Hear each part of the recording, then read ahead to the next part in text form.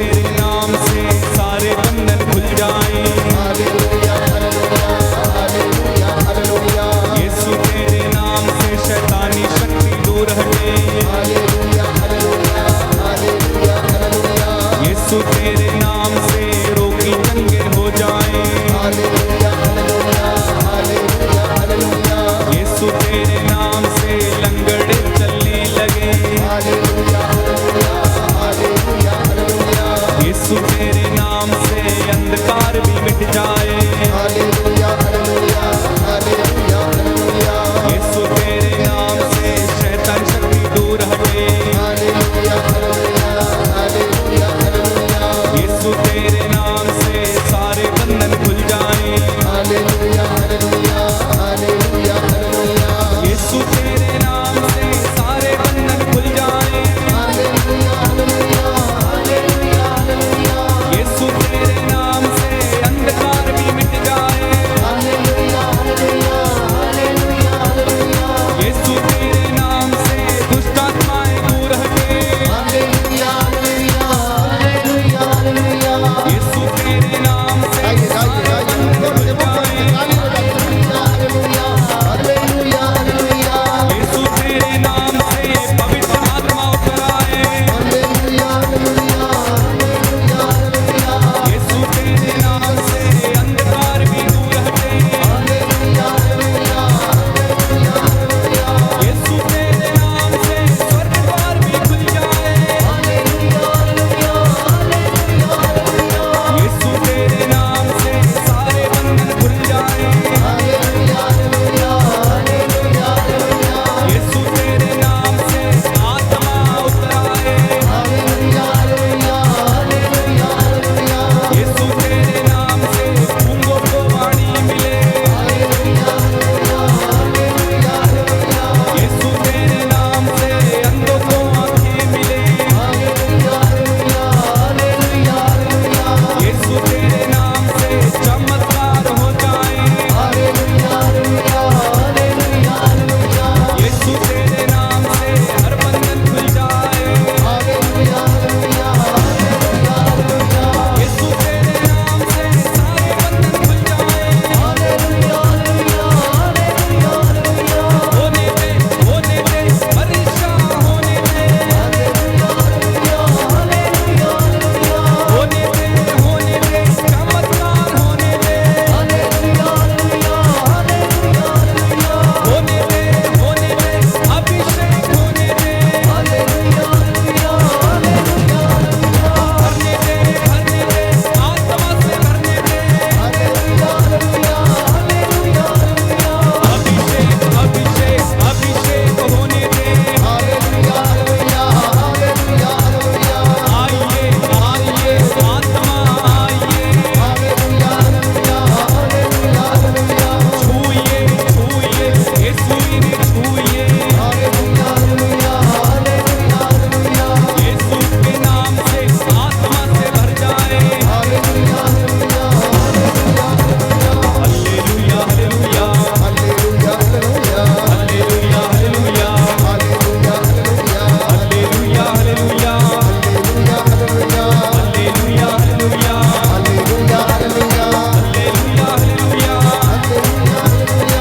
Hallelujah hallelujah. Hallelujah hallelujah hallelujah hallelujah hallelujah hallelujah hallelujah. एक साथ hallelujah hallelujah hallelujah hallelujah hallelujah hallelujah. गाते जाओ hallelujah hallelujah hallelujah hallelujah hallelujah hallelujah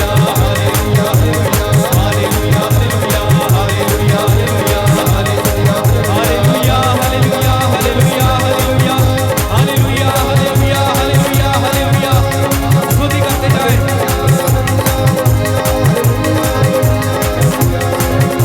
hallelujah hallelujah hallelujah hallelujah hallelujah hallelujah.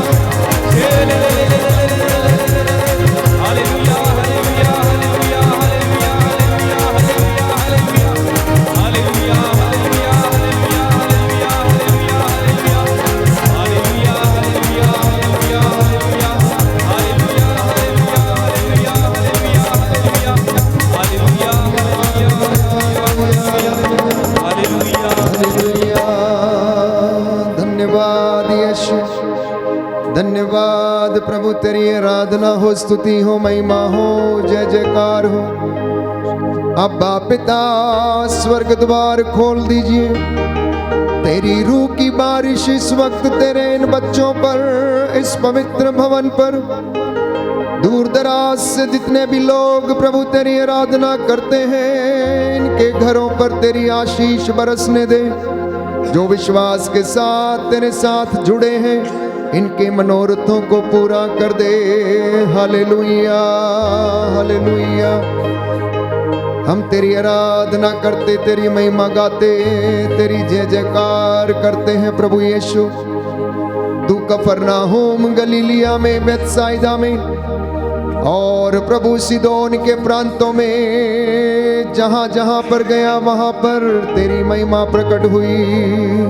तूने रोगियों को चंगा किया, मुर्दों को जिलाया, अंधों को आंखें दी, बहरों को कान दिए, गूंगों को वाणी दी, लंगड़ों को पांव दिए, अर्धांग रोगियों को शुद्ध किया, चंगा किया। आज तेरे इन बेटे और बेटियों पर भी दया कर दे। प्यारे भाई और बहनों, प्रभु यीशु कहता है, मैं तुम्हारे द्वार पर खड़ा होकर खटखटा रहा हूँ। यदि कोई द्वार खोलेगा तो मैं उसके घर में प्रवेश करूंगा। Hallelujah, hallelujah. वो आया है आपके घर में, वो आया है आपके शहर में, वो आया है आपके नगर में, वो आया है आपके जीवन में, आपको चंगा करने के लिए, जीवन देने के लिए, शांति शांत बना देने के लिए। वो अपने वचनों से आपसे बातें करता है और इस पवित्र रोटी के रूप में इस पवित्र वेदी पर विराजमान है।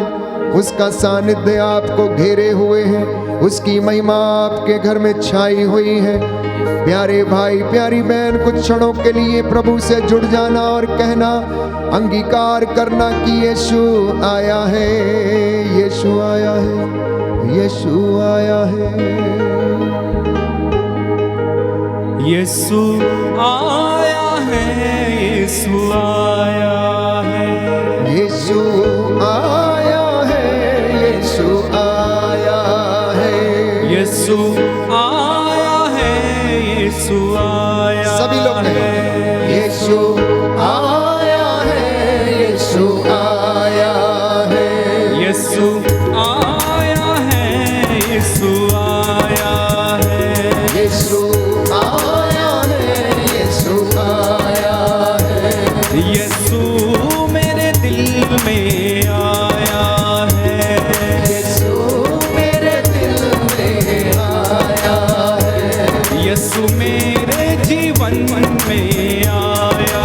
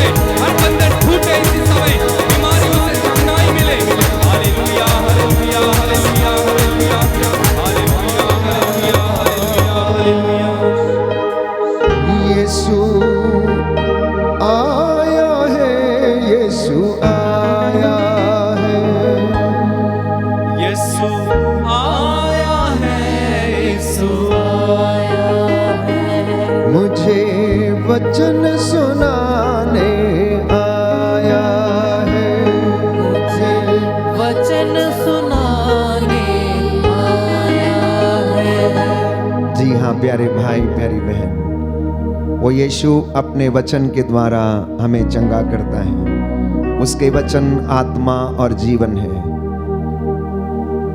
जब पवित्र आत्मा ने पेतरुस को प्रेरित किया तो उसने कहा, हे प्रभु, हम आपको छोड़कर कहाँ जाएं, क्योंकि आपके वचनों में अनंत जीवन का संदेश है। मेरे पीछे बोलिए, हे प्रभु, प्रभु आपको छोड़कर आपको छोड़कर हम कहाँ जाएं, हम कहाँ जाएं, आपके वचनों में आपके वचनों में अनंत जीवन का संदेश है। अनंत जीवन का संदेश, अनंत जीवन का संदेश है। अनंत जीवन का संदेश। Hallelujah, hallelujah, hallelujah. हालेलुया।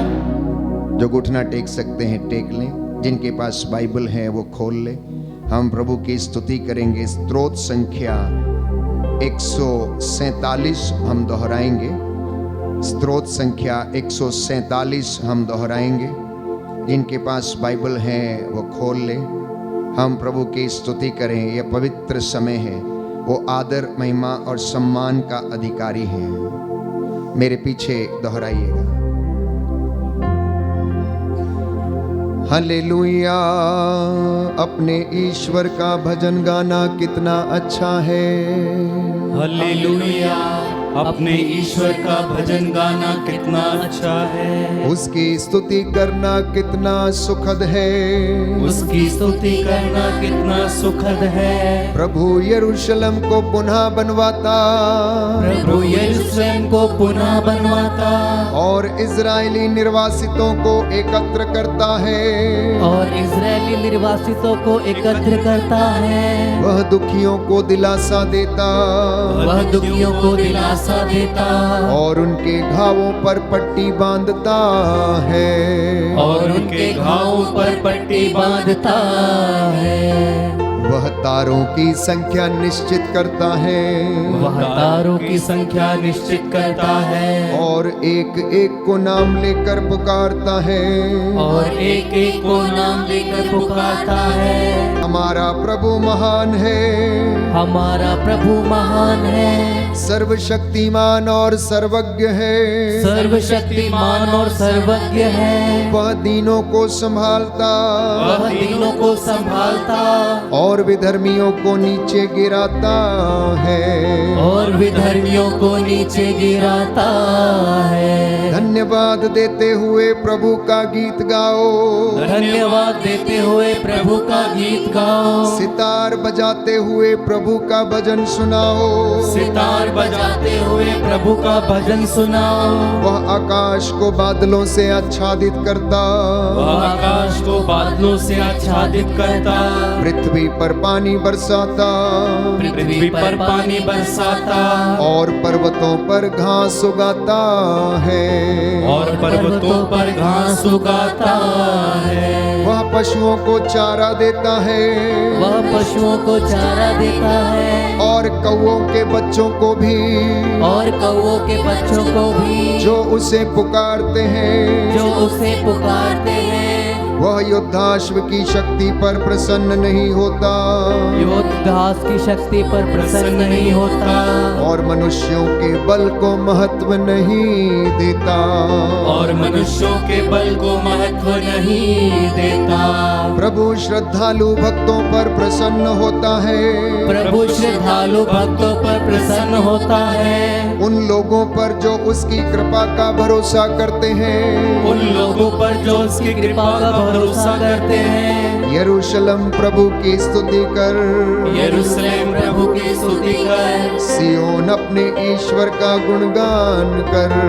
सियोन अपने ईश्वर का गुणगान कर। उसने तेरे फाटकों के अर्गल सुदृढ़ बना दिए। उसने तेरे फाटकों के अर्गल सुदृढ़ बना दिए। उसने तेरे यहाँ के बच्चों को आशीर्वाद दिया। उसने तेरे यहाँ के बच्चों को आशीर्वाद दिया। वह तेरे प्रांतों में शांति बनाए रखता। वह तेरे प्रांतों में शांति बनाए रखता। और तुझे उत्तम गेहूं से तृप्त करता है।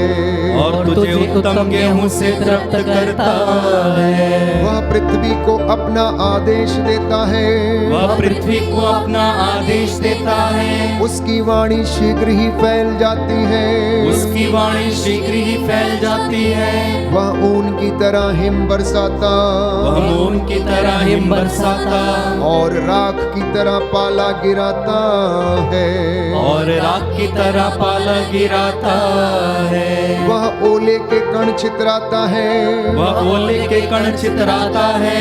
ठंड के सामने कौन टिक सकता है, ठंड के सामने कौन टिक सकता है। वह आदेश देता है वह आदेश देता है और बर्फ पिघलती है, और बर्फ पिघलती है।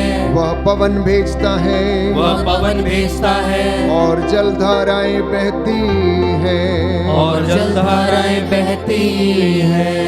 वह याकूब को अपना आदेश देता, वह याकूब को अपना आदेश देता और इज़राइल के लिए अपना विधान घोषित करता है, और इज़राइल के लिए अपना विधान घोषित करता है। उसने किसी अन्य राष्ट्र के लिए ऐसा नहीं किया, उसने किसी अन्य राष्ट्र के लिए ऐसा नहीं किया।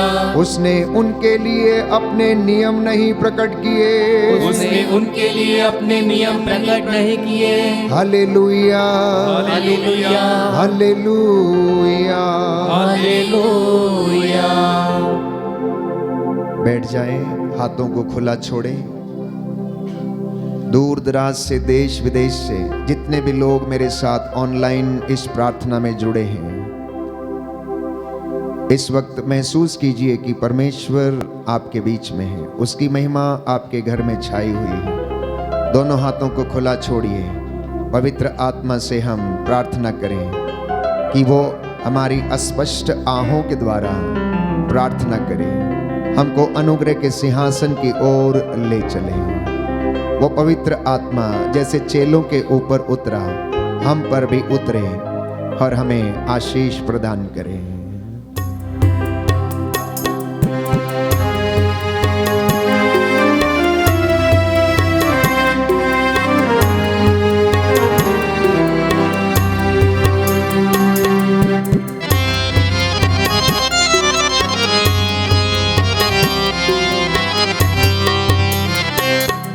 मैं कुछ भी नहीं हूँ तेरे सिवा, तू आरुआ।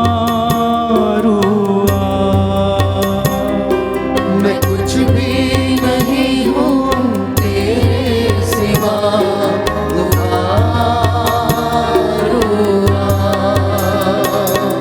मैं कुछ भी नहीं हूँ तेरे सिवा, तू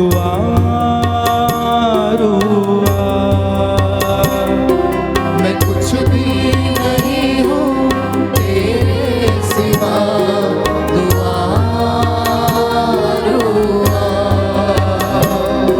दे अपनी हजूरी, दे अपना मसा, तू आरुआ।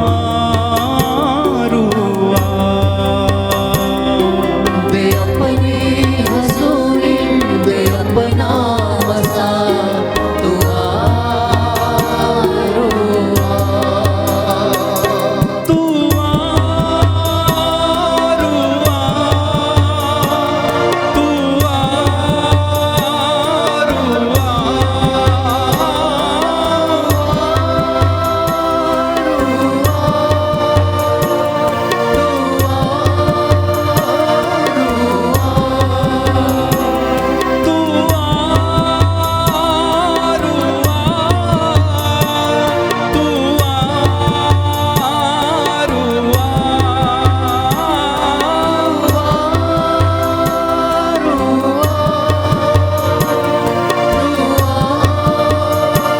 तू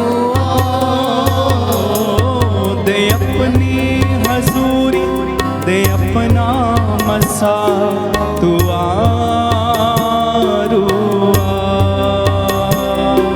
दे अपनी हजूरी, दे अपना मसा, तू आरुआ। छू मुझको शिफा से, तू अपनी दया से, मुझको शिफा से, तू अपनी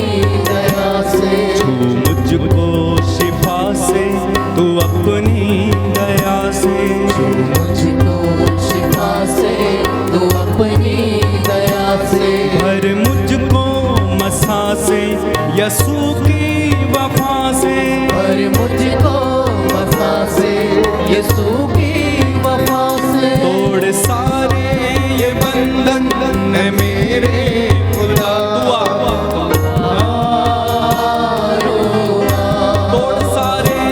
तोड़ सारे ये बंधन है मेरे खुदा।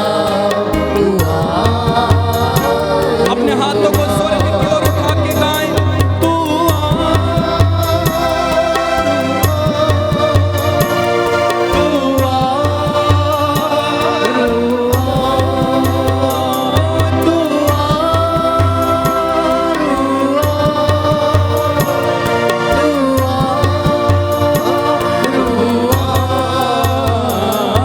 मैं कुछ भी नहीं हूँ तेरे सिवा, तू आरुआ।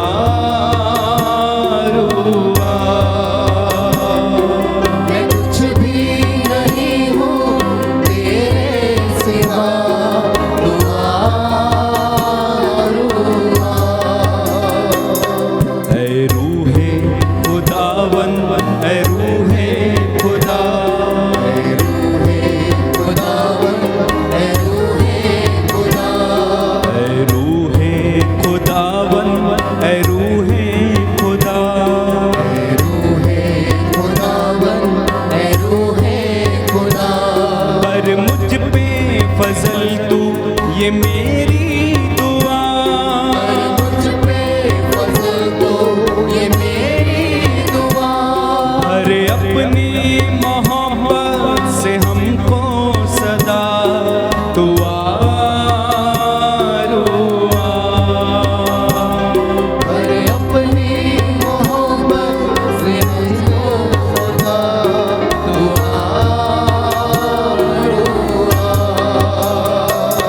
तू आरुआ, तू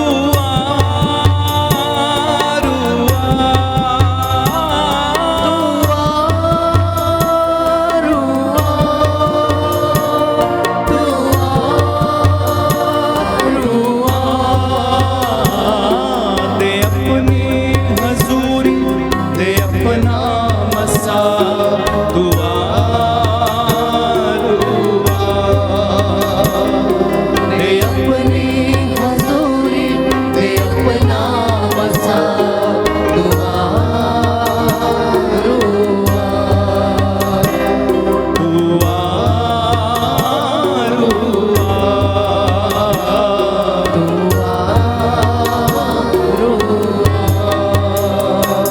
तू आरुआ, तू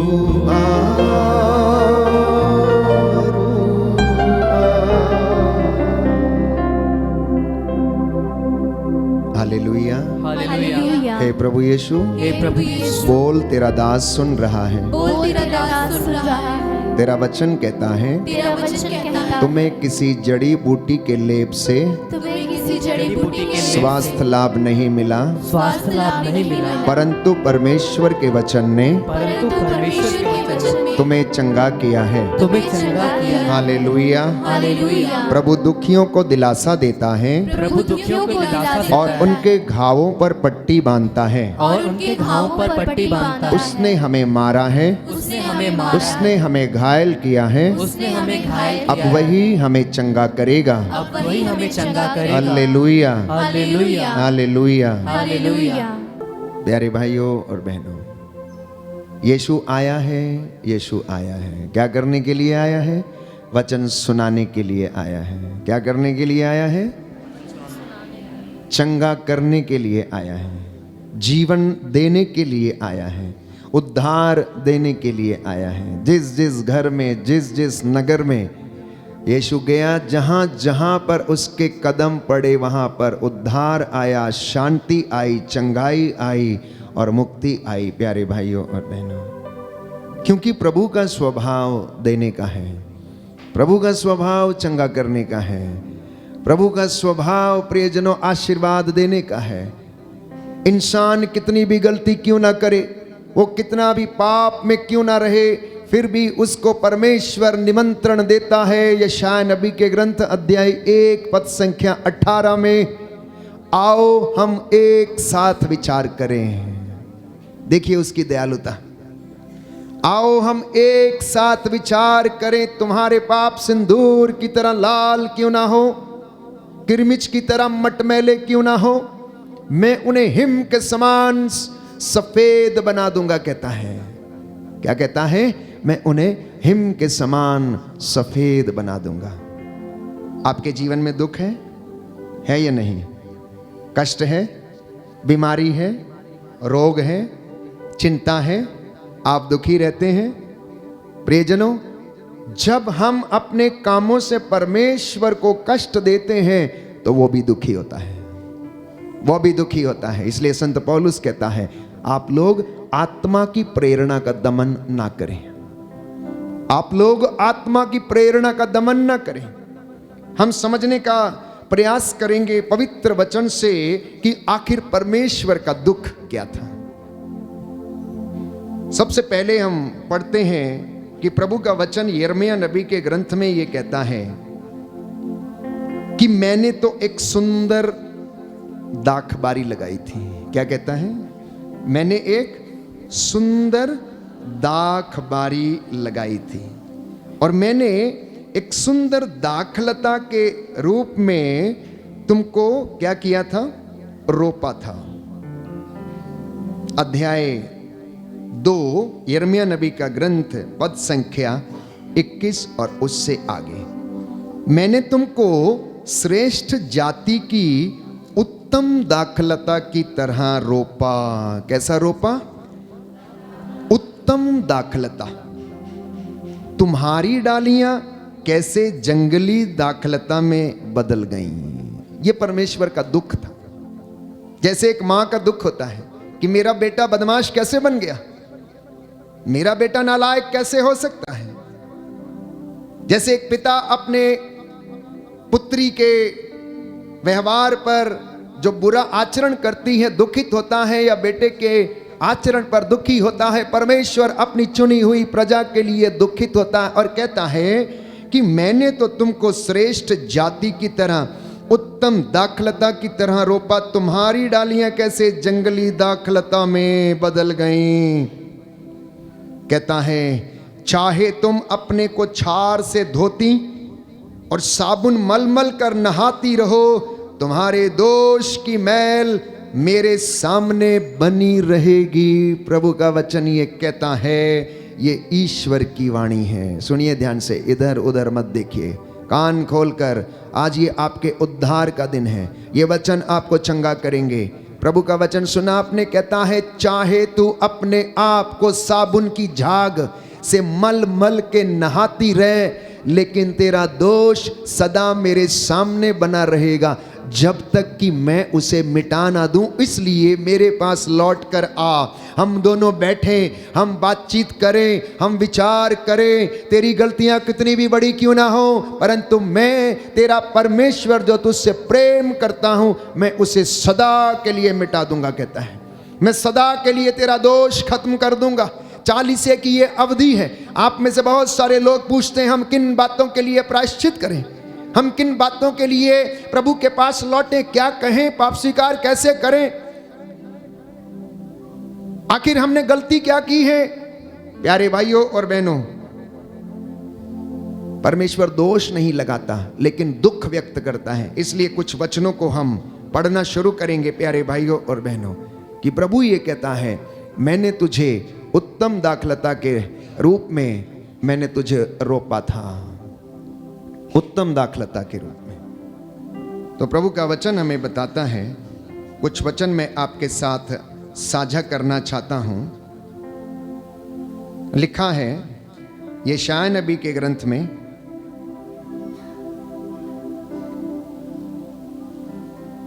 अध्याय 65, यशायाह नबी का ग्रंथ अध्याय 65, मैंने उन लोगों पर अपने को प्रकट किया जो मुझसे परामर्श नहीं लेते थे, जो लोग मेरी खोज नहीं करते थे, तो मैं उन्हें नहीं मिला। क्या लिखा है? जो मुझसे परामर्श नहीं लेते थे, जो लोग मेरी खोज नहीं करते थे, तो मैं उन्हें ढूंढने पर नहीं मिला। जो राष्ट्र मेरा नाम नहीं लेता, मैंने उससे कहा देखो मैं प्रस्तुत हूं। मैं दिन भर एक ऐसे विद्रोही राष्ट्र की ओर अपने हाथ फैलाए रहा जो कुमार्ग पर चलता है और मन चाहे रास्ते पर भटकता है। एक ऐसा राष्ट्र जो मेरे मुंह पर मुझे निरंतर चिढ़ाता रहता है। अब आप कहेंगे कि ये कौन व्यक्ति है जो ये जिसे कोई चिढ़ा सकता है? तो योहन के पहले पत्र में लिखते हैं, योहन के सुसमाचार में भी, कि ईश्वर तो आत्मा है, वो जिंदा खुदा है, वो सुनता है, उसका हाथ है, उसका कान है, वो बहरा नहीं है, उसकी आंखें हैं। वो परमेश्वर कहता है ये एक ऐसे विद्रोही राष्ट्र की तरह मेरी बातों को सुनते नहीं, लेकिन मुझे चिढ़ाते रहते हैं। वो कह रहा मुझे चिढ़ाते हैं। और क्या कह के चिढ़ाते हैं? अगर आप दूसरा वचन खोलेंगे यशायाह नबी के ग्रंथ में, जहां पर वो उत्तम उपवास की बातें करता है, परमेश्वर का वचन हमसे कहता है कि ये मुझसे पूछते हैं कि हम उपवास क्यों करें जब तू हमारी सुनता ही नहीं है। कहता है ये मुझसे पूछते हैं कि हम उपवास क्यों करें जब तू हमारी सुनता ही नहीं है। प्यारे भाइयों और बहनों, ये सुंदर वचन है कि परमेश्वर किस तरह से अपने भक्तों से बातें करता है। यशायाह नबी का ग्रंथ अध्याय 58। अब बात चिढ़ाने की थी, तो सुनिए कि किस तरह से लोग उसको शायद चिढ़ाते हैं। लिखा है अध्याय 58 पद संख्या 3 और उससे आगे, वे कहते हैं कि हम उपवास क्यों करते हैं जब तू देखता भी नहीं, हम तपस्या क्यों करते हैं जब तू ध्यान भी नहीं देता। देखो उपवास के दिनों में तुम अपना कारोबार करते हो, प्रभु जवाब देता है, और अपने सब मजदूरों से कठोर परिश्रम लेते हो। तुम उपवास के दिनों में लड़ाई झगड़े करते हो। तो यदि आप उससे सवाल कर रहे हैं चिढ़ाते हुए कि हम ऐसा काम क्यों करें, हम सेवा क्यों दें, हम दशमांश क्यों दें, हम मंदिर की सीढ़ियों पर झाड़ू क्यों लगाएं, हम पोछा क्यों लगाएं, हम मंदिर की सेवा क्यों करें, हम सेवादार क्यों बने, जब तू हमारी सुनता ही नहीं, देखता ही नहीं, तो कहता है ये एक विद्रोही राष्ट्र की तरह बात करते हैं और मेरे मुख पर मुझे चिढ़ाते हैं। ये कहकर कि तू हमारी सुनता नहीं है, तो हम तुझे क्यों तर्पण बलि चढ़ाएं। प्यारे भाइयों और बहनों, इतना ही नहीं, आगे लिखा है यशायाह नबी के ग्रंथ में कि वे कब्रों के बीच में बैठते हैं। सुनिए ध्यान से, प्रभु कहता है यशायाह से कि इनसे कहो कि ये प्रभु का वचन सुने कि वे कब्रों के बीच में बैठते और गुफाओं में जागरण करते हैं। वे सूअर का मांस खाते और अपने बर्तनों में घृणित रस भरते हैं। वे दूसरों से कहते सावधान रहो, मेरे पास मत आओ, और मैं तुम्हारे लिए परम पवित्र हूं। ऐसे लोग धुएं की तरह, दिन भर जलती अग्नि की तरह मेरी नाक में दम करते हैं, मेरी नाक में दम करते हैं। ऐसा वचन कौन बोल सकता है? जो व्यक्ति जिंदा है। ऐसा व्यक्ति जो जिंदा है वही बोल सकता है कि ये मेरी नाक में दम किए हुए हैं, जैसे कि धुआं नाक में घुसकर उसके श्वास को दबा देता है। परमेश्वर कहता है ये अपने घृणित कामों से मेरी नाक में दम किए हुए हैं। अब सुनिए आगे क्या कहता है। देखो मेरे सामने यह लिखा हुआ है, मैं तब तक मौन नहीं रहूंगा जब तक मैं उनसे उनके अधर्म का, उनकी अपनी और उनके पूर्वजों की दुष्टता का पूरा पूरा बदला नहीं चुकाऊंगा। ये प्रभु का कहना है। जो पहाड़ों पर सुगंधित धूप और पहाड़ियों पर मेरा उपहास करते हैं, मैं उनसे उनके पुराने कुकर्मों का पूरा पूरा बदला चुकाऊंगा। मैं उनसे उनके कुकर्मों का पूरा पूरा बदला चुकाऊंगा। ये इज़राइल के विषय में, जो पुराना इज़राइल था, जो परमेश्वर को नहीं जानता था, जो अपने मार्ग पकड़कर आगे चल रहा था, ईश्वर के राज्य से मार्ग से भटका हुआ था, परमेश्वर उसे चेतावनी देता है। और आप लोग जो ईसा मसीह को जानते हैं, जितनों ने उसे धारण किया, आप अब पुराने इज़राइल नहीं हैं, आप नई इज़राइल हैं, जिनको पवित्र किया गया है, जिनको बुलाया गया है, जिनको चुना गया है। प्यारे भाइयों और बहनों, तो अब फर्क अपने आप में जानने की कोशिश करें कि क्या आप में जो नया इज़राइल है और पुराने इज़राइल में कोई फर्क है या नहीं है, कोई फर्क है या नहीं है। मैं कई बार कहता हूं कि मसीही जीवन एक चुनाव है, एक चुनौती है जो परमेश्वर ने हमारे सामने रखी है। प्यारे भाइयों और बहनों, ये गेट के सामने से बच्चों को हटा दीजिए वहां से।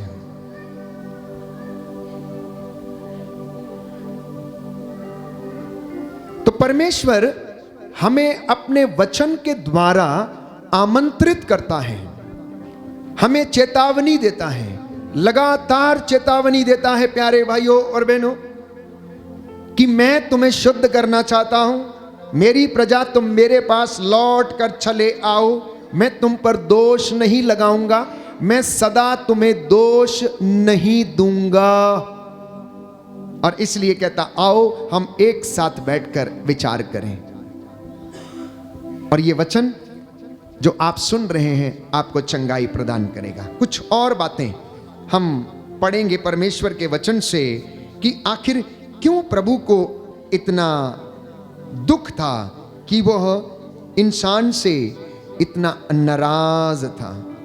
तो यिर्मयाह नबी के ग्रंथ अध्याय 2 पद संख्या 5, प्रभु ये कहता है, तुम्हारे पूर्वजों ने मुझ में क्या दोष पाया कि वे मुझे छोड़कर निस्सार मूर्तियों के अनुयायी बन गए और स्वयं निस्सार बन गए हैं। उन्होंने यह नहीं पूछा कि वह प्रभु कहाँ है जो हमें मिस्र देश से निकाल लाया, जो उस उजाड़ प्रदेश में हमारा पथ प्रदर्शन करता था, जहां मरुस्थल और खड्ड थे, जहां सूखा और अंधकार था, जहां ना तो कोई गुजरता था या निवास करता था। सुनिए ध्यान से, प्रभु सवाल पूछ रहा है, कह रहा है, तुम्हारे बाप दादाओं ने, तुम्हारे पूर्वजों ने ये बात क्यों नहीं पूछी मेरे विषय में कि वो परमेश्वर जो हमें मिस्र की गुलामी से निकाल कर लाया था, उसके विषय में उन्होंने क्यों जानना नहीं चाहा?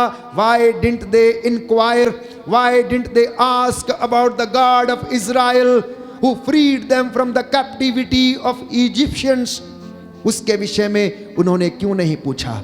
आखिर मैंने उनका क्या बिगाड़ा था? आखिर मैंने उनका क्या बिगाड़ा था? तुम्हारे पूर्वजों ने मुझ में कौन सा दोष पाया जो मुझे छोड़कर चले गए और इस तरह के घृणित काम करने लगे? प्यारे भाइयों और बहनों, और इस तरह वो कहता है, मेरी प्रजा ने 2 अपराध किए हैं, क्योंकि उन्होंने जीवन स्रोत के झरने को त्याग दिया है। यिर्मयाह नबी का ग्रंथ अध्याय 2 पद संख्या 13, मेरी प्रजा ने 2 पाप किए हैं, क्योंकि उन्होंने जीवन स्रोत के झरने को त्याग दिया है। पद संख्या 19 में कहता है, तुम्हारी दुष्टता ही तुमको दंड देती है, तुम्हारा विश्वासघात तुमको मारता है। इस पर विचार करो और जान लो कि अपने प्रभु ईश्वर का परित्याग करना और मुझ पर श्रद्धा नहीं रखना तुम्हारे लिए कितना दुखद और कटु है। ये सर्वशक्तिमान ईश्वर की वाणी है। आप में से कितने लोग हैं जो पूर्वजों से चली आई निरर्थक जीवनचर्या के बंधनों में बंधे हुए हैं और उस बंधनों से आजाद नहीं है? प्यारे भाइयों और बहनों, इसलिए प्रभु कहता है, तुम इस पर विचार करो कि अपने सर्वशक्तिमान ईश्वर को त्याग देना कितना दुखद है, कितना कटु है। कहता है, उस पर श्रद्धा नहीं रखना तुम्हारे लिए कितना कटु है। दाहिना हाथ उठाकर इस वचन को अंगीकार करेंगे। यिर्मयाह नबी का ग्रंथ यिर्मयाह नबी का ग्रंथ अध्याय 2 अध्याय 2 पद संख्या 19। पद संख्या 19। तुम्हारी दुष्टता तुम्हारी दुष्टता तुमको दंड देती है, तुमको दंड देती है, तुम्हारा विश्वासघात तुम्हारा विश्वास तुमको मारता है। तुमको मारता इस है। पर विचार करो इस पर विचार और करो जान लो और जान कि लो अपने प्रभु ईश्वर का कि अपने प्रभु ईश्वर का परित्याग करना परित्याग करना और मुझ पर श्रद्धा नहीं रखना और मुझ पर श्रद्धा नहीं रखना तुम्हारे लिए कितना दुखद और कटु है। कितना दुखद और कटु है। ये सर्वशक्तिमान यह सर्वशक्तिमान प्रभु ईश्वर की वाणी है। प्रभु ईश्वर की वाणी है। Hallelujah, hallelujah, hallelujah, hallelujah, hallelujah. Hallelujah. तो जब आदम को परमेश्वर ने गढ़ा, उसे बनाया, अपना रूप दिया और उसके शरीर में प्राण फूंक दिए, प्यारे भाइयों और बहनों, वो पवित्र था, परमेश्वर की हजूरी में रहता था,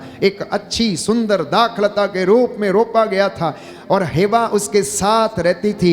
लेकिन अज्ञानता के अंधकार में पड़कर, प्रलोभन में पड़कर उन्होंने वो काम कर डाला, अपने ईश्वर को जो जीवन का स्रोत है उसे त्याग दिया। लेकिन परमेश्वर को बड़ा दुख हुआ, बहुत दुख हुआ।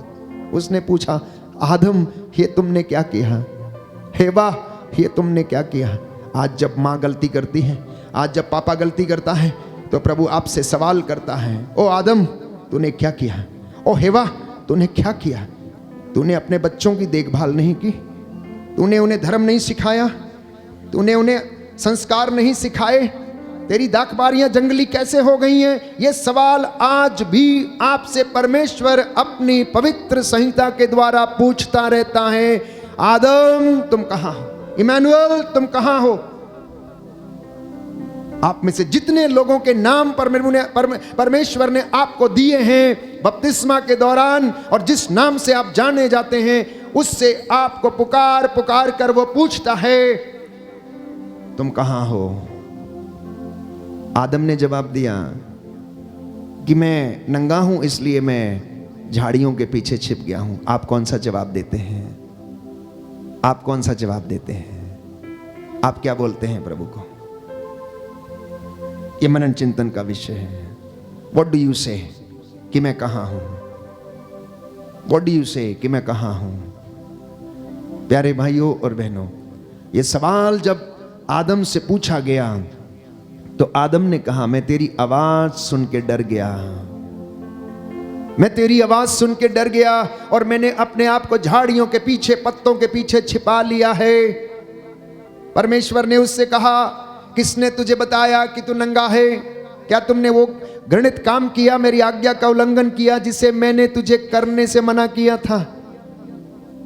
क्या तूने उस फल को खाया? बोला नहीं नहीं, तूने जिसको मेरे साथ रखा उसने दिया और मैंने खा लिया। उससे पूछा, तूने एक काम किया? उसने बोला, सांप ने मुझे बहका दिया और मैंने खा लिया। एक दूसरे के ऊपर दोषारोपण। परमेश्वर दुखी होता रहा, दुखी होता रहा।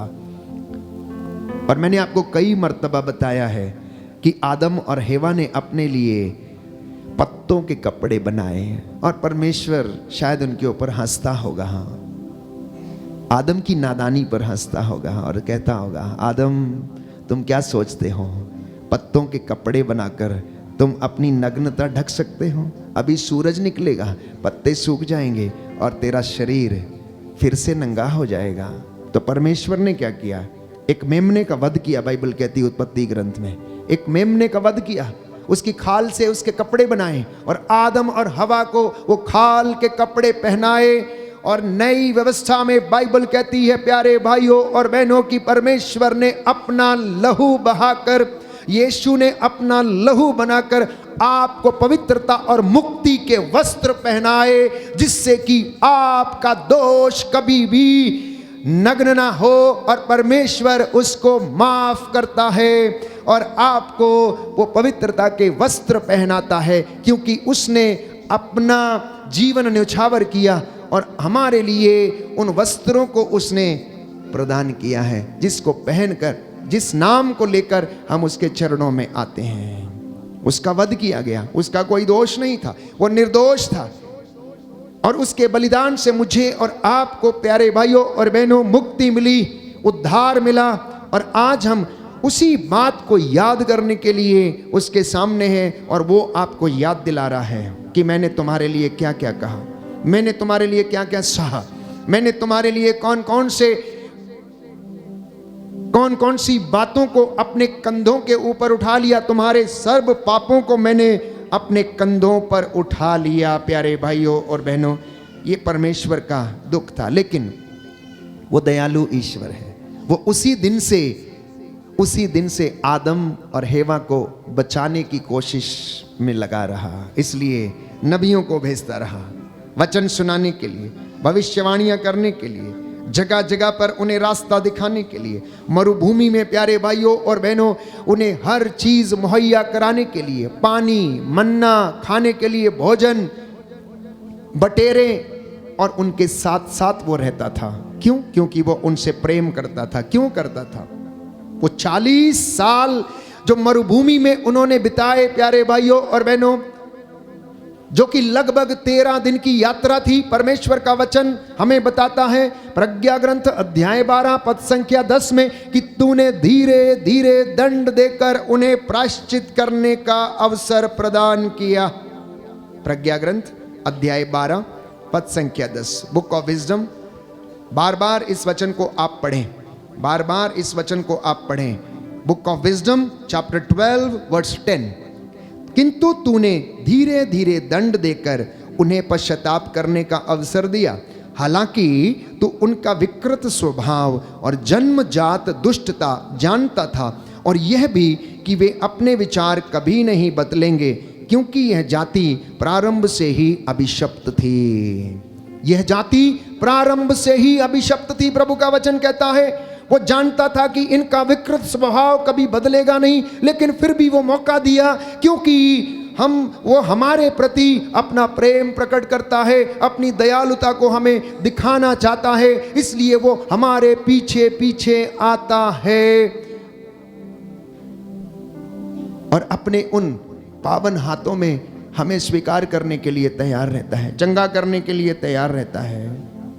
इसलिए संत पौलुस कहता है कौन मसीह के प्रेम की लंबाई, चौड़ाई और ऊंचाई को माप सकता है? कोई नहीं माप सकता प्यारे भाई और बहनों। वो परमेश्वर प्रतिज्ञाओं का धनी है, वो परमेश्वर दयालुता का धनी है, वो परमेश्वर जिसकी हुजूरी में आप बैठे हैं, आप मांगिए वो आपको देगा।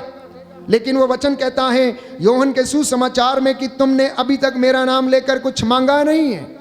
योहन के सुसमाचार में हम पढ़ते हैं, प्रभु का वचन हमें बताता है कि तुमने मेरा नाम लेकर अभी तक कुछ भी नहीं मांगा है, मांगो और तुम्हें दिया जाएगा। बोलो आमीन, हालेलुया, हालेलुया। यीशु की स्तुति हो, यीशु की स्तुति हो, यीशु को धन्यवाद, यीशु को धन्यवाद, यीशु की आराधना हो, यीशु की आराधना यीशु हो, की महिमा हो, यीशु की महिमा यीशु हो, को धन्यवाद, यीशु को धन्यवाद। Hallelujah, hallelujah, hallelujah, hallelujah, hallelujah, hallelujah. आइए प्रभु यीशु, आइए प्रभु यीशु मेरे घर में, मेरे घर में, मेरे जीवन में, मेरे जीवन में, मेरे परिवार में, मेरे परिवार में अधिकार लीजिए, अधिकार लीजिए। Hallelujah, hallelujah, hallelujah, hallelujah. तो कहता है मेरे पिता की महिमा इससे प्रकट होगी कि तुम लोग बहुत फल उत्पन्न करो और मेरे शिष्य बने रहो।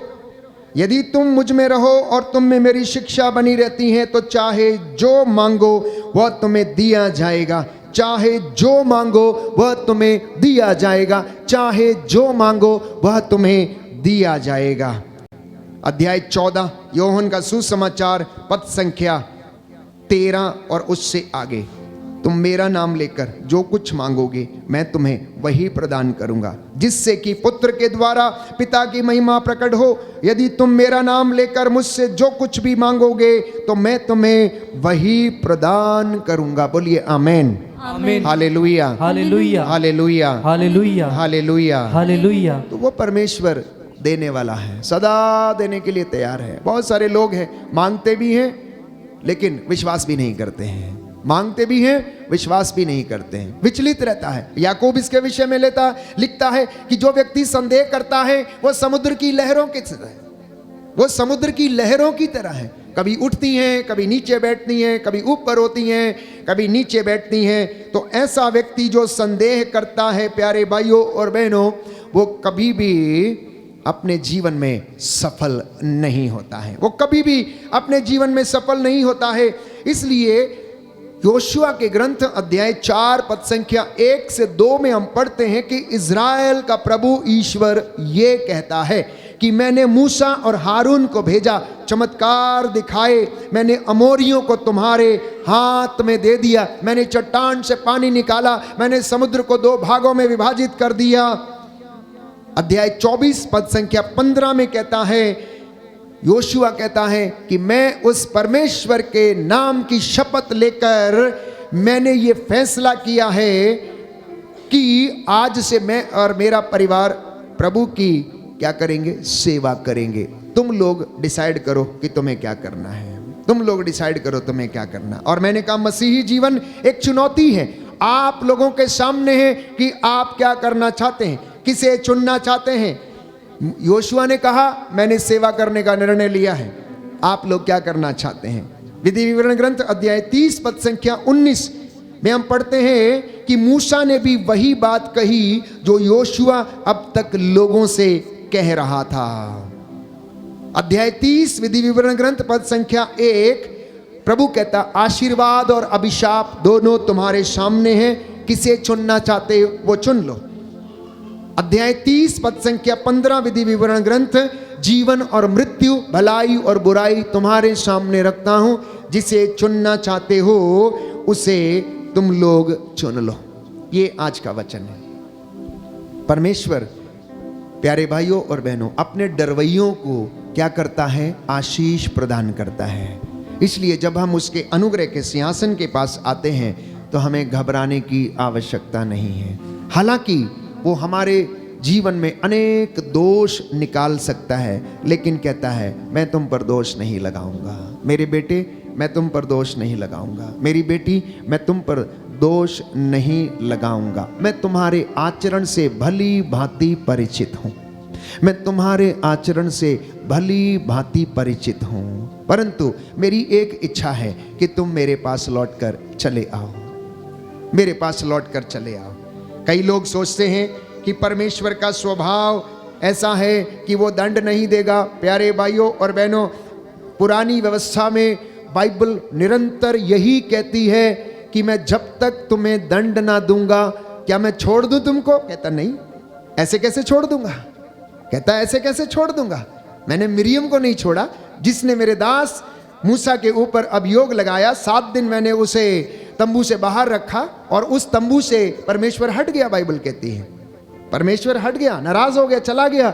जिस घर में प्यारे भाइयों और बहनों उसकी इबादत नहीं, उसकी निंदा है, तो परमेश्वर उस तंबू से, उस घर से हट जाता है और वह अपने लोगों को याद दिलाता है और पूछता है। इसलिए मैंने कई वचन इस 40 के दौरान में आप लोगों के लिए पढ़े, होशिया नबी के ग्रंथ से और आमोस नबी के ग्रंथ से, कि परमेश्वर बार बार लोगों को अपने पास बुलाने के लिए क्यों ऐसा करता था। कहता है होशिया नबी का ग्रंथ अध्याय 13 पद संख्या 12, इफ्राइम के अपराधों की गठरी बांधी हुई है, उसके भंडार पापों से भरे हुए हैं। इफ्राइम के अपराधों की गठरी बांधी हुई है, उसके भंडार पापों से भरे हुए हैं। इज़राइल पद संख्या 2 अध्याय 14, होशिया नबी का ग्रंथ अध्याय 14 पद संख्या 2, इज़राइल अपने प्रभु ईश्वर के पास लौट कर चले आओ, क्योंकि तुम अपने पापों के कारण गिर गए हो। प्रार्थना का चढ़ावा लेकर प्रभु के पास आओ और उससे यह कहो, हमारा अपराध मिटा दे और हमारा सद्भाव ग्रहण कर। पद संख्या 5, होशिया नबी का ग्रंथ अध्याय 14 पद संख्या 5, मैं उनके विश्वासघात का घाव भर दूंगा, मैं उनके विश्वासघात का घाव भर दूंगा, मैं सारे हृदय से उनको प्यार करूंगा, क्योंकि मेरा क्रोध उन पर से अब दूर हो गया है। कितनी सुंदर बात है, कितनी सुंदर बात है। प्रभु ये सांत्वना देता है आपको और मुझे कि मैं दोष नहीं दूंगा, तुम्हारा विश्वासघात भर दूंगा, उसका घाव भर दूंगा, क्योंकि मेरा क्रोध अब उन पर से दूर हो गया है। मेरा क्रोध अब उन पर से क्या हो गया है, दूर हो गया है। बोलिए आमीन, आमीन, हालेलुया, हालेलुया, हालेलुया, हालेलुया। यीशु की स्तुति हो, यीशु की स्तुति यीशु हो। को धन्यवाद, यीशु को यीशु की धन्यवाद। आराधना हो, यीशु की आराधना यीशु की हो। महिमा हो, यीशु की महिमा यीशु हो। को धन्यवाद। यीशु को धन्यवाद। तो क्यों परमेश्वर आपके प्रति दयालु है?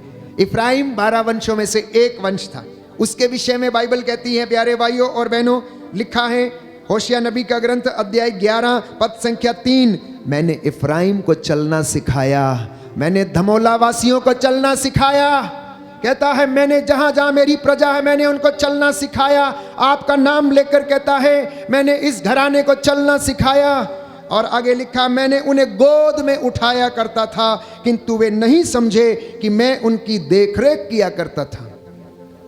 आपको जहां जहां पर उसने बसाया है, चाहे आप बरेली धर्म प्रांत में हो, चाहे आप धमोला में हो, चाहे आप कनाडा में हो या किसी भी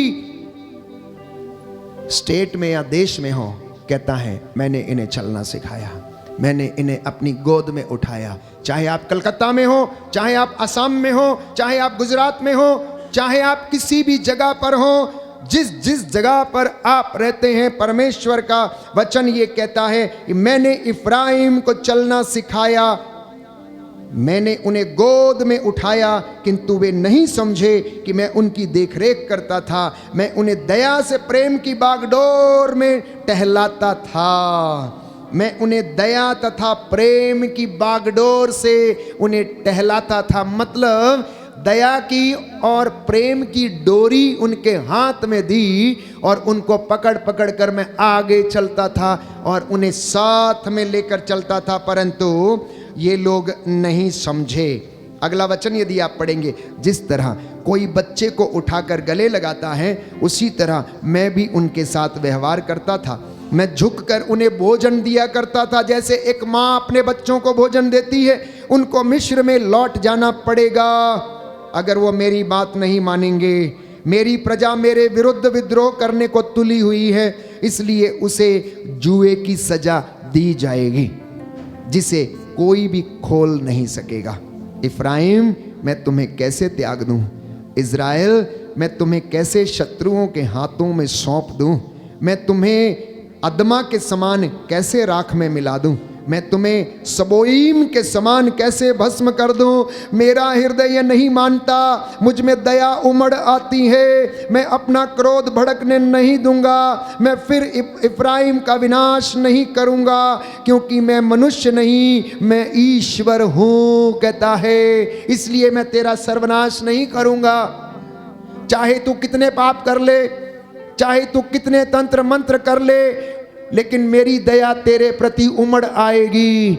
लेकिन इंसान समझता नहीं है। विपत्ति पीछा करती है, याद रखिए। बुढ़ापे में भी आपका पीछा करेगी। आपका पैर टूट जाएगा, आपकी रीढ़ की हड्डी टूट जाएगी, प्यारे भाई और बहनों, और आपको वो बिस्तर के ऊपर डाल देगा, आपको सिखाने के लिए कि मैंने तेरे ऊपर इतनी दया की थी, लेकिन तुम मेरी बात नहीं समझा, तुम मेरी बात नहीं समझी, तेरा घाव भरूंगा जरूर। ये मेरे वचन नहीं, बाइबल के वचन हैं। प्यारे भाइयों और बहनों, प्रभु ने होशिया नबी के द्वारा इस बात को कहा कि तू मेरी बात नहीं मानता था। इफ्राइम, तेरे पापों की गठरी बांधी हुई है। इज़राइल, तेरे पापों की गठरी बांधी हुई है, मेरे सामने है, तेरा दोष मेरे सामने है, लेकिन मैं तुझे कैसे त्याग दूं? मैं तुझे कैसे छोड़ दूं? अदमा की तरह मैं तुझे कैसे राख में मिल जाने दूं? मैं तेरा घाव भरूंगा, कहता है, मैं तेरा घाव भरूंगा जरूर, तेरे घावों पर पट्टी जरूर बांधूंगा, मैं उन्हें चंगा करूंगा। ये हमारा परमेश्वर है जिसके सामने आप बैठे हुए हैं। ये उसके वचन हैं जो हमें शांत बना देते हैं। ये उसके वचन हैं जो हम में हौसला भरते हैं, प्यारे भाइयों और बहनों। और आप उसके सामने आकर चिल्लाते, रोते, गिड़गिड़ाते हैं, प्रभु हम पर दया कर, हमारे परिवार पर दया कर। आगे लिखा है, कहता है, मुझ में दया उमड़ आती है। मैं अपना क्रोध भड़कने नहीं दूंगा, मैं फिर इफ्राइम का विनाश नहीं करूंगा, क्योंकि मैं मनुष्य नहीं, मैं ईश्वर हूँ। मैं तुम्हारे बीच परम पावन प्रभु हूँ, मुझे विनाश से घृणा है। कहता है मुझे तो विनाश से घृणा है। वे प्रभु के पीछे हो लेंगे, प्रभु शेर की तरह गरज उठेगा, हाँ गरज उठेगा, और मेरी गरज सुनकर मेरे पुत्र दौड़ते हुए पश्चिम से आएंगे। जितने लोग उसका वचन सुनेंगे प्यारे भाइयों और बहनों, उनके लिए वो दया का स्रोत बन जाएगा और उन्हें आशीष प्रदान करेगा। बोलिए आमीन आमीन। Hallelujah hallelujah. हे प्रभु यीशु, हे प्रभु यीशु, मुझ पर दया कीजिए, मुझ पर दया मेरे कीजिए, परिवार पर दया कीजिए, मेरे परिवार पर दया कीजिए। Hallelujah hallelujah. Hallelujah hallelujah. इसलिए अब क्या करना है वो कहता है, देखो अगले वचन में, योएल नबी के ग्रंथ अध्याय 1 पद संख्या 5, book of prophet Joel chapter 1 verse 5। जिनके पास बाइबल नहीं है आप लोग लिखा करें और घर में आप पढ़ें। जिनके पास बाइबल है वो खोलें और इनको वचनों को पढ़ें और मेरे पीछे दोहराएं। कहता है तुम शराबियों जागो और विलाप करो। कहता है तुम शराबियों जागो और विलाप करो, अंगूरी पीने वालों हाय हाय मचाओ, क्योंकि अब ताजी अंगूरी तुम्हारे मुंह से छिन गई है। यह इसलिए कि मेरे देश पर एक शक्तिशाली राष्ट्र असंख्य सेना लेकर चढ़ आया है। उसके दांत सिंह के दांतों के जैसे हैं और उसकी दाढ़ी सिंहनी के जैसी है। उसने मेरी दाखबारियों को उजाड़ दिया है, उसने मेरे अंजीर के वृक्षों को चीर फाड़ डाला है, उसने उनकी छाल झाड़ कर गिरा दी है, जिससे उनकी डालियां सफेद हो गई हैं। और ये शक्तिशाली कौन है जानते हैं आप? अगर आप पेतरुस का पहला पत्र खोलेंगे, अध्याय 5 पद संख्या 7 से 8 में पढ़ेंगे तो प्रभु का वचन ये कहता है कि शैतान दहाड़ते हुए शेर के समान विचरता फिरता है। शैतान दहाड़ते हुए शेर के समान विचरता फिरता है, किसको फाड़ खाए। प्रवक्ता ग्रंथ में हम पढ़ते हैं कि पाप दुधारी तलवार के जैसा है, उसके दांत जो हैं शेर के दांतों से भी पैने हैं, उसके काटने पर उसके घावों का कोई इलाज नहीं है। और योएल नबी के ग्रंथ में प्रभु ये कह रहा, अब ये व्यक्ति जो शक्तिशाली होने का दावा करता और है, वो क्या करता है? मेरे बच्चों के ऊपर, मेरे राष्ट्र के ऊपर चढ़ाई करने के लिए आ गया है, नष्ट करने के लिए आ गया है। लिखा है यह इसलिए कि मेरे देश पर एक शक्तिशाली राष्ट्र असंख्य सेना लेकर चढ़ आया है और उसके दांत सिंह के दांतों के समान है, और वो काटेंगे और मेरी प्रजा का विनाश करेंगे। इसलिए तुम शराबियों विलाप करो, जागो, अभी भी समय है, लौट कर चले आओ, मैं तुम्हें क्षमा कर दूंगा और मैं तुम्हारे घावों को भर दूंगा। बोलिए आमीन आमीन। Hallelujah hallelujah. Hallelujah hallelujah. Hallelujah. Hallelujah. क्यों बुलाता था उनको, इजराइलियों को, इफ्राइम को, मनस्से को क्यों बुलाया? मनस्से ने भी वही घृणित पाप किया जो उसके पूर्वजों ने किया, उसके पिता ने किया। तो लिखा है आमोस नबी के ग्रंथ अध्याय 3 पद संख्या 10, प्रभु ये कहता है कि उनको सदाचार नहीं आता है। क्या नहीं आता? उनको सदाचार नहीं आता है। वे तो अपने गढ़ों में हिंसा और हराम की कमाई जमा करते हैं। सुना आपने? इनको सदाचार करना नहीं आता बोलता, क्योंकि ये अपने गढ़ों में हिंसा की कमाई और हराम की कमाई जमा करते हैं। इसलिए प्रभु ईश्वर ये कहता है, शत्रु देश को घेर कर तेरा वैभव छिन्न भिन्न कर देगा। इसलिए दंपतियों, माता पिता, अपने घर के पुरोहितों, अपने घर के नबियों, आप अपने घर की रक्षा करें, क्योंकि बाइबल ये कहती है, प्रभु ईश्वर ये कहता है, शत्रु देश को घेर लेगा, शत्रु देश को घेर लेगा और उसका वैभव छिन्न भिन्न कर देगा और तेरे गढ़ों को वो लूट लेगा, तेरे गढ़ों को वो लूट लेगा। अब भी तुम्हारे पास समय है, तुम मेरे पास लौट कर चले आओ। तो 40 की इस अवधि में ये पवित्र समय है प्यारे भाइयों और बहनों, प्रभु के पास लौट कर उसकी दया और उसकी पवित्रता को अनुभव करने का। आज वादा करना कि हम क्या करना चाहते हैं। प्रभु की सेवा करना चाहते हैं, उसके पास लौटना चाहते हैं, उसके पास आना चाहते हैं, या क्या करना चाहते हैं, ये आपके ऊपर है। ये वचन आपका जीवन बदलने वाले वचन है। ये वचन आपकी चंगाई के लिए है, आपके उद्धार के लिए, आपके मार्गदर्शन के लिए, आपकी उन्नति के लिए है। और प्रभु वादा करता है कि मैं सत्य प्रतिज्ञ ईश्वर हूं, मैं कभी नहीं बदलता, मैं अपना हर एक वचन और वादा पूरा करूंगा। बोलिए आमीन, आमीन, हालेलुया, हालेलुया। यीशु की स्तुति हो, यीशु की स्तुति यीशु हो, को धन्यवाद, यीशु को धन्यवाद, यीशु की आराधना हो, यीशु की आराधना हो, यीशु को धन्यवाद। यीशु को धन्यवाद। तो इसलिए क्या करना चाहिए, एक आखिरी वचन इसे याद करें, लेकर जाएं, घर में पढ़ें। इब्रानियों का पत्र अध्याय 12, इब्रानियों का पत्र अध्याय 12। यदि आप इन तमाम बातों में ईमानदार रहना चाहते हैं, प्रभु के रास्ते पर आगे बढ़ना चाहते हैं, तो वचन ये है कि अपने शिथिल हाथों को और घुटनों को क्या करना है, सबल बनाना है, ताकि ये हाथ प्रार्थना में और इबादत में सदा ऊपर उठे रहें और प्रभु आपको निरंतर बल प्रदान करता रहे। क्योंकि लिखा है, इब्रानियों का पत्र अध्याय 12 पद संख्या 10 से मैं आपके लिए पढ़ूंगा। वे तो अपनी अपनी समझ के अनुसार इस अल्पकालिक जीवन के लिए हमें तैयार करने के उद्देश्य से दंड देते थे। ईश्वर हमारे कल्याण के लिए ऐसा करता है, क्योंकि वह हमें अपनी पवित्रता का भागी बनाना चाहता है। मम्मी पापा या साधारण जनता या इंसान अपने बच्चों को दंड देता है, क्यों?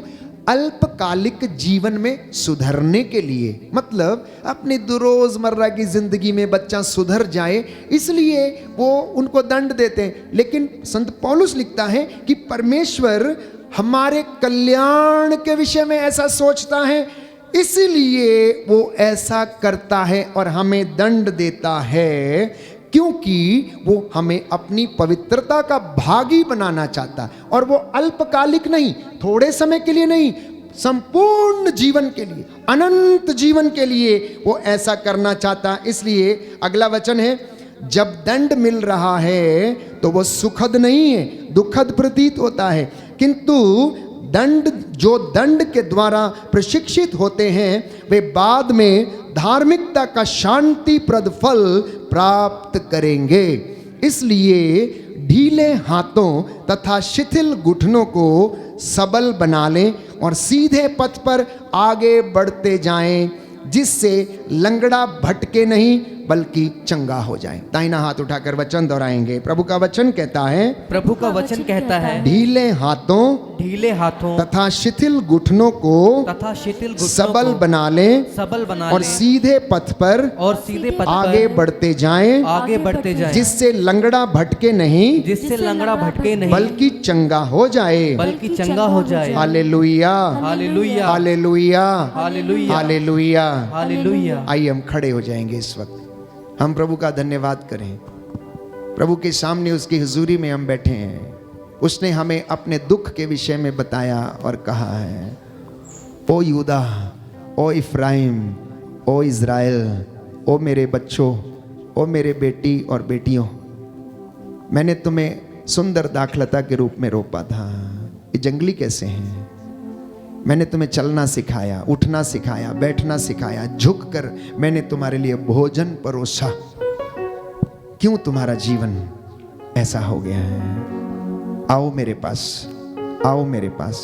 हृदय से प्रायश्चित करना, निर्णय लेना। प्यारे भाइयों और बहनों, आने वाले कुछ क्षण बहुत महत्वपूर्ण है। पूरे दिन जो आज आपने वचन सुने हैं, प्यारे भाइयों और बहनों, प्रभु उसके द्वारा आपको ब्लेस करने के लिए जा रहा है।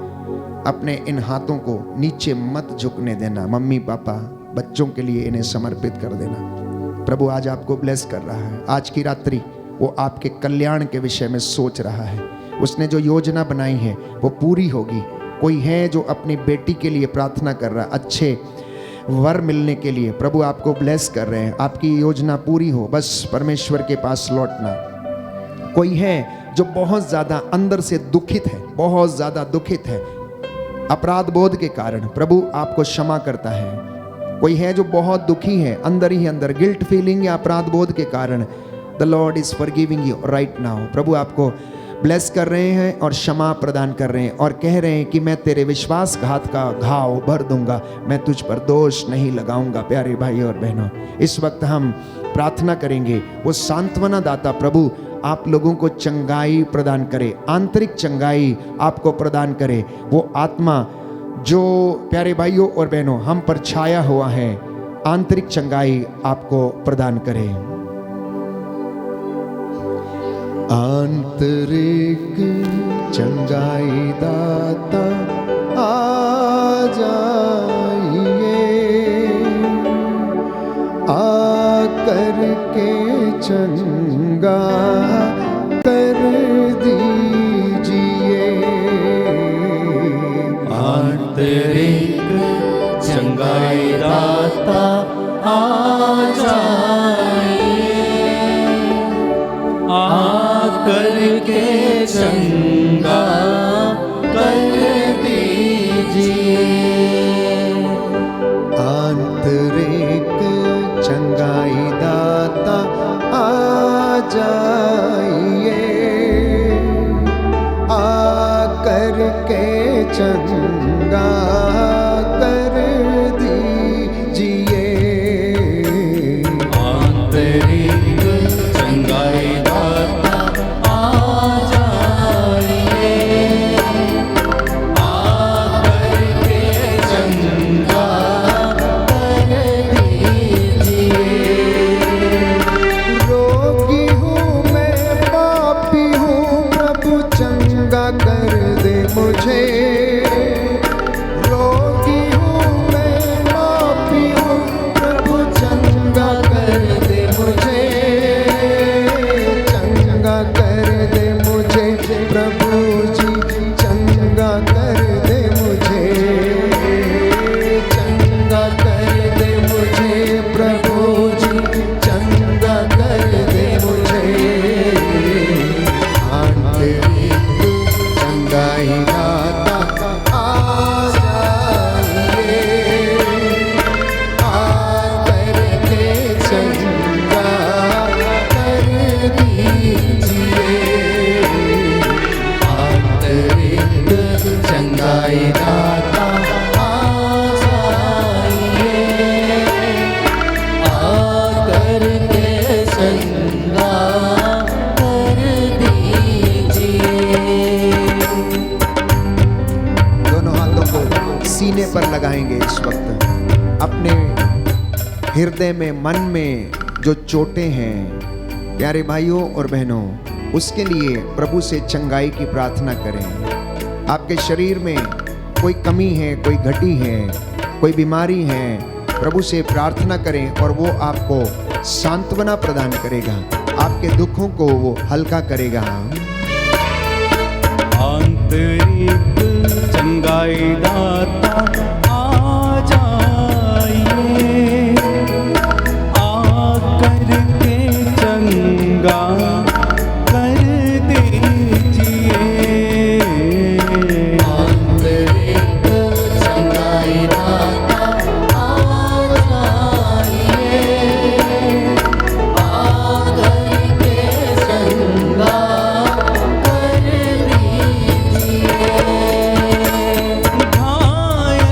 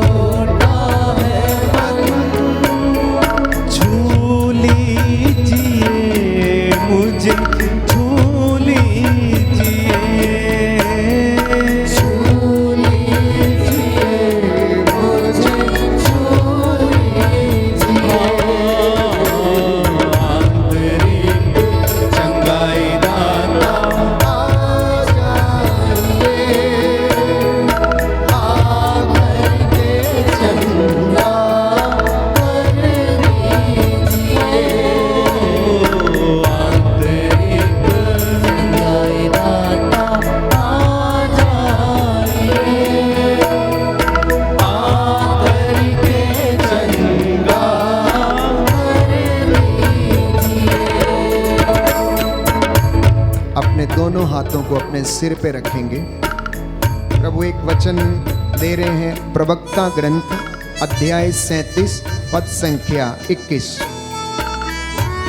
लिखा है, हृदय में विचारों की जड़ है, हृदय में विचारों की जड़ है, उसमें से 4 डालियां निकलती हैं, बुराई और भलाई, जीवन और मृत्यु। ये 4 डालियां बुराई और भलाई, जीवन और मृत्यु, और इन सबों पर जीव, वचन कहता है, शासन करती है। प्रभु से कृपा मांगिए कि हे प्रभु मुझ पर दया करना और आशीष प्रदान करना, जिससे कि मेरा संपूर्ण शरीर मैं आपको समर्पित करता हूँ।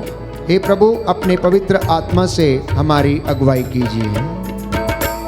दुर्बल हूँ मैं और पापी हूँ मैं, दुर्बल हूँ मैं और पापी हूँ मैं, दुर्बल हूँ मैं और रोगी हूँ मैं, दुर्बल हूँ मैं और रोगी हूँ मैं, अपनी शक्ति से चंगा कीजिए, अपनी शक्ति से चंगा कीजिए,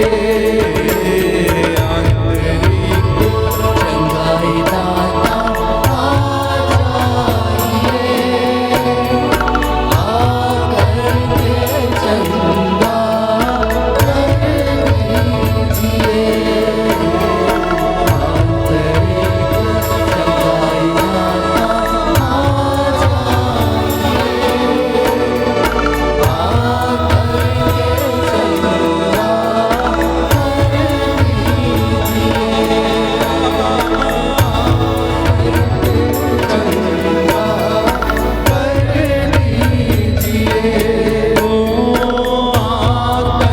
के चंगा कर दीजिए, चंगाई दाता आ प्यारे भाई प्यारी बहन, प्रभु का वचन कहता है कि वह तुम्हारे पापों का प्रायश्चित समझी जाएगी। तुम्हारी विपत्ति के दिन वह तुमको याद करेंगे। तुम्हारे पाप धूल में पाले की तरह गल जाएंगे। तुम्हारे पाप, प्रभु कहता है, धूप में पाले की तरह गल जाएंगे। अब मैं इन पर दोष नहीं लगाऊंगा। प्यारे भाइयों और बहनों, प्रभु हमारे सामने है, एक एक व्यक्ति को वो स्पर्श कर रहा है, चंगाई प्रदान कर रहा है। प्रभु कहता है, तुम लोग क्षमा कर दो और तुम्हें भी क्षमा कर दिया जाएगा। The lord is healing you right now. वो आपको चंगाई प्रदान कर रहे हैं।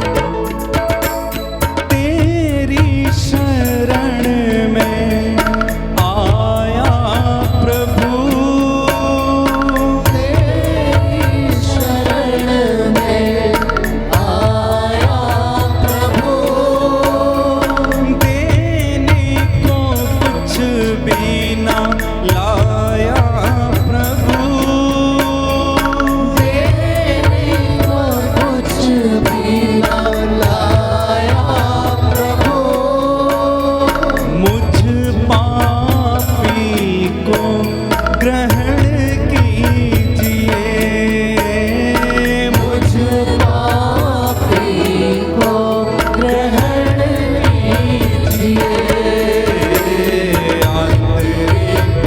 चंगाई दाता आ जाइए, आकर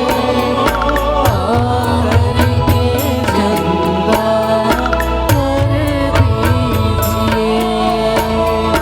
आंतरिक चंगाई दाता आ जाइए, आकर के चंगा कर दीजिए, आकर के चंगा कर दीजिए।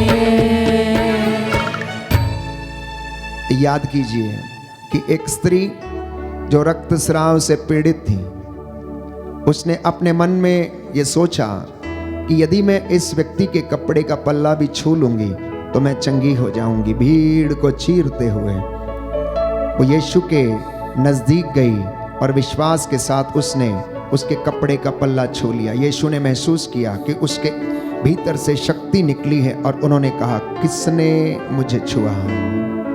किसने मुझे छुआ? चेलों ने कहा, गुरुवर आप देखते ही हैं कि भीड़ आपके ऊपर गिरी पड़ती है और आप कहते हैं किसने मुझे छुआ? उन्होंने कहा, नहीं, किसी ने मुझे ऐसा छुआ है, किसी ने मुझे ऐसा छुआ है कि बड़े विश्वास के साथ उसने मुझे छुआ है। प्यारे भाइयों और बहनों, जब आप उसे छूते हैं तो विश्वास करके उसे छूते हैं और वो आपको चंगा करता है। लेकिन जब यीशु आपको छूता है तो वो तरस खाकर आपको छूता है, क्योंकि वो आपको चंगा करना चाहता है। बेथसाइदा के कुंड पर पड़ा हुआ व्यक्ति जो 38 वर्षों से बीमार था, यीशु ने उसके ऊपर तरस खाया और उसको चंगाई दे दी, क्योंकि उसने कहा, प्रभु मेरा कोई नहीं, प्रभु मेरा कोई नहीं है। जो स्वर्गदूत जब इस कुंड में पानी को हिलाता है तो कोई उसमें मुझे उतार दे, क्योंकि मेरे वहां पहुंचने से पहले ही कोई दूसरा व्यक्ति वहां पर उतर आता है। आप अपनी बीमारी से चंगे हो गए तो यीशु ने आपको तरस खाकर चंगा कर दिया है। याद कीजिए, इसलिए उसका एक भी वरदान कभी मत भुलाना। यदि आप बीमार पड़े थे, मरने को थे और चौखट पर आप अपनी चारपाई पर पड़े हुए थे, और आज यदि आप अच्छे भले हैं, चंगे हैं, हॉस्पिटल से वापस आ गए, तो यीशु ने आप पर तरस खाकर आपको चंगा कर दिया है। हो सकता है आपने विश्वास ना किया हो, लेकिन यीशु ने आप पर तरस खाकर आपको चंगा किया है, क्योंकि लिखा है प्रज्ञा ग्रंथ अध्याय 11 पद संख्या 23, book of wisdom chapter 11 verse 23, तू सबों पर दया करता है क्योंकि तू सर्वशक्तिमान है। तू मनुष्य के पापों को इसलिए अनदेखा करता है कि वह पश्चाताप करे, कि वह पश्चाताप करे। अध्याय 12 पद संख्या 13, तुझे छोड़कर और कोई ईश्वर नहीं, तुझे छोड़कर और कोई ईश्वर नहीं। तू ही समस्त सृष्टि की रक्षा करता है, तू ही समस्त सृष्टि की रक्षा करता है। ये आवश्यक नहीं कि तू किसी को इसका प्रमाण दे कि तेरे निर्णय सही हैं, तू तो सर्वशक्तिमान है। घुटनों पर आए प्यारे भाइयों और बहनों, घुटनों पर आ जाएं, दया की भीख मांगे।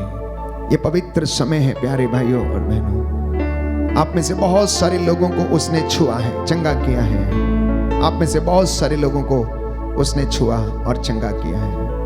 उसकी दया असीम है, उसका प्रेम अपार है, उसके प्रेम की गहराई, लंबाई और चौड़ाई कोई नहीं जानता। प्यारे भाइयों और बहनों, आपको छूने का उसका अंदाज निराला है। वो आपको कहीं भी, किसी भी परिस्थिति में, किसी भी जगह पर अपनी योजना के मुताबिक चंगा करता है, ले चलता, चलाता है, उठाता है और आपको संभाले रखता है। विश्वास करना, right now He is going to do miracle in your life. Only if you believe and harden not your heart, the Lord will bless you this moment. अपना हृदय कठोर मत करना, उसके सामने विनम्र बनना और उसके वचन को स्वीकार करना। पर्वत प्रवचन मत्ती का सुसमाचार अध्याय 5 पद संख्या 7 और उससे आगे उसने कहा, धन्य है वे जो हृदय के दीनहीन हैं, विनम्र हैं, वे प्रतिज्ञात देश प्राप्त करेंगे। धन्य है वे जो मेल मिलाप कराते हैं, स्वर्ग राज्य उन्हीं का है। धन्य है वे जो अपने को छोटा मानता है, स्वर्ग में बड़ा बनाया जाएगा।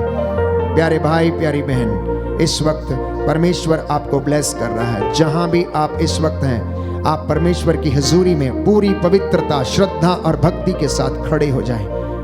उत्साह के जूते पहनकर, आत्मा की तलवार ईश्वर का वचन, विश्वास की ढाल लिए, मुक्ति का टोप पहनकर आप उसके सामने आप खड़े रहें। वो आपको ब्लेस करेगा, एक एक व्यक्ति के बंधनों को तोड़ेगा। आज आपके घरों को वो ब्लेस कर रहा है। इसलिए मैं आपके लिए प्रार्थना करूंगा कि प्रभु के वचन आपकी जिंदगी में पूरे हो जाएं। दया करने वाले, चंगा करने वाले यीशु राजा, तेरी इस प्रजा पर दया दृष्टि डाल। हे प्रभु, तो इंसान के पापों से दुखी हो जाता है, जब ये तुझसे दूर चले जाते हैं तो प्रभु तेरा हृदय दुख से भर जाता है। तू इन्हें वापस लाने के लिए निरंतर प्रयासरत रहता और वचनों के द्वारा इन्हें चेतावनी देता है। धीरे धीरे दंड देकर इन्हें सुधारता है और अपनी ओर आकर्षित करता है, जिससे कि ये पवित्र बने और तेरे स्वर्ग राज्य में तेरे साथ तेरी महिमा के दर्शन कर सके।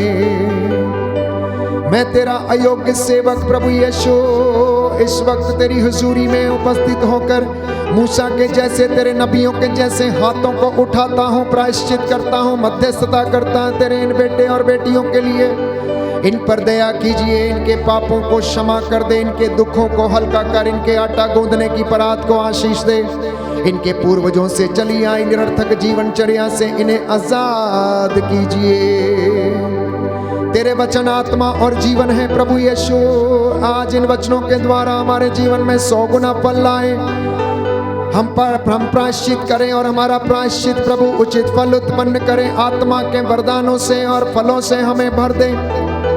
40 की इस तपस्या काल की इस अवधि में हमारे मन, आत्मा, हृदयों को, शरीरों को शुद्ध कर, पवित्र कर, जिससे हम तेरी दया और हुजूरी में बने रहें। आज की रात्रि हम पर तेरा आशीर्वाद उतरे, हम ये प्रार्थना करते हैं। तेरा वादा है, मार्ग, सत्य और जीवन में हूँ, मुझसे होकर गए बिना कोई पिता के पास नहीं आ सकता है। हे प्रभु यीशु, हम पर दया कर और हमारे रास्तों में हमारा पथ प्रदर्शन कर। आज की रात्रि हमारे चौखटों बिछौनों को आशीष दे। तेरे स्वर्गदूत हमारी अगुवाई करें। तेरा पावन क्रूस हमारे प्रांगण में लगा रहे। हमें संरक्षण प्रदान कर, सिर से लेकर पांव तक तेरे पवित्र लहू से हमें पवित्र विलेपन से विलेपित कर दे और हमारी रक्षा कर। हमारी यह प्रार्थना सुन ले हमारे प्रभु उद्धारकर्ता यीशु मसीह के द्वारा।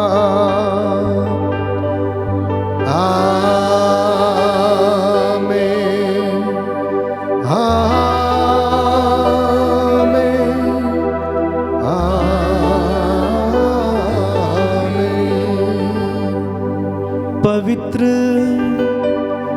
परम प्रसाद की आराधना हो, स्तुति हो, महिमा हो सदा सर्वदा। एक साथ पवित्र परम प्रसाद की आराधना हो, स्तुति हो, महिमा हो सदा सर्वदा। पवित्र परम प्रसाद की आराधना हो, स्तुति हो, महिमा हो सदा सर्वदा। सदा सर्वदा, सदा सर्वदा। सर झुकाएं।